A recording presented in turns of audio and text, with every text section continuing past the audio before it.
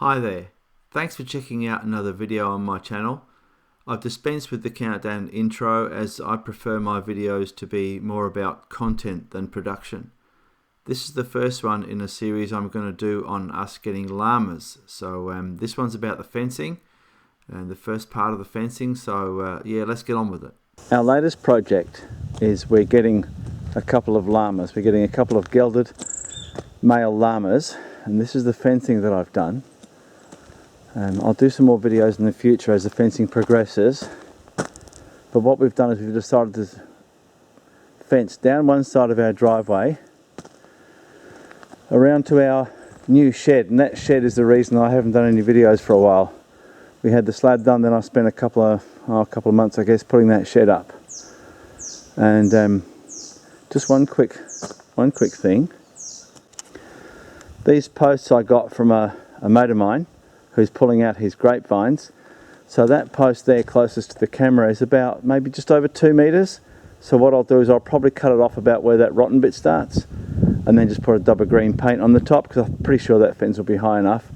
I've asked a few questions online and it seems like they're not llamas don't put a lot of pressure on fencing, but this is a toy we've had for a while.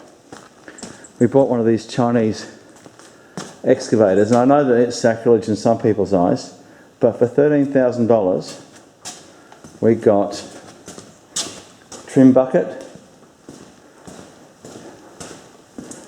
a digging bucket, a trenching bucket, a tree grab, and a rock pick, which I've modified into a crane by welding a piece of RHS onto it.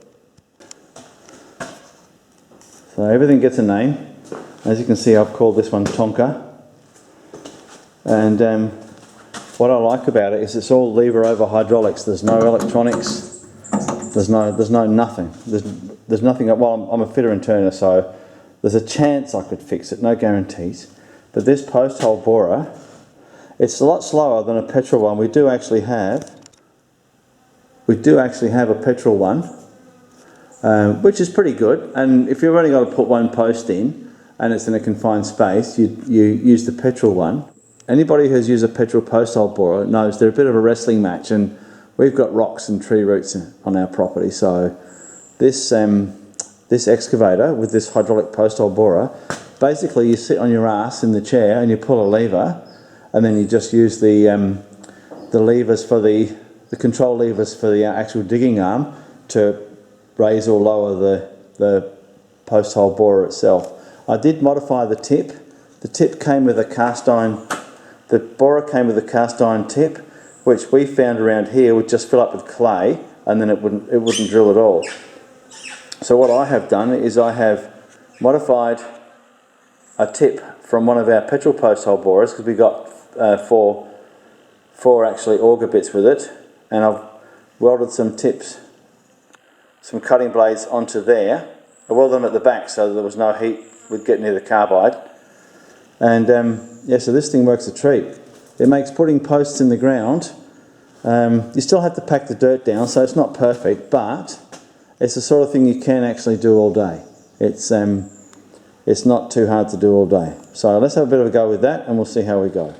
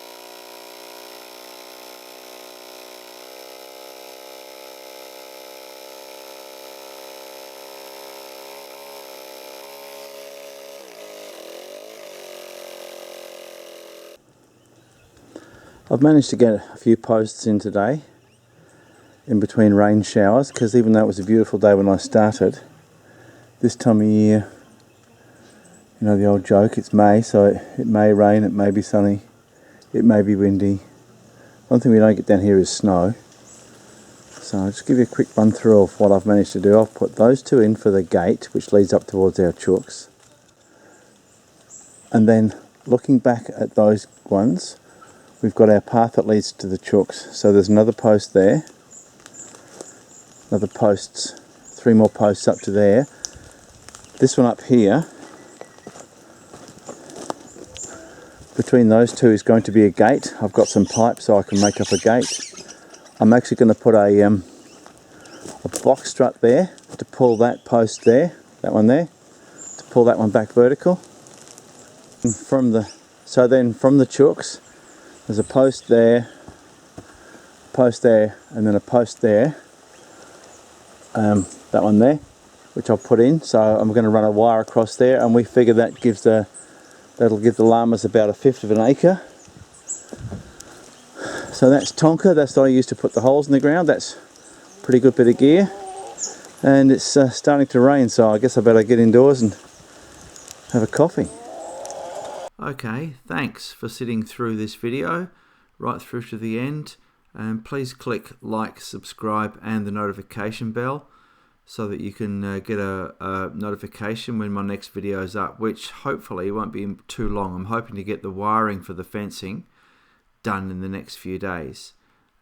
Okay, thanks again, and I'll see you in the next video.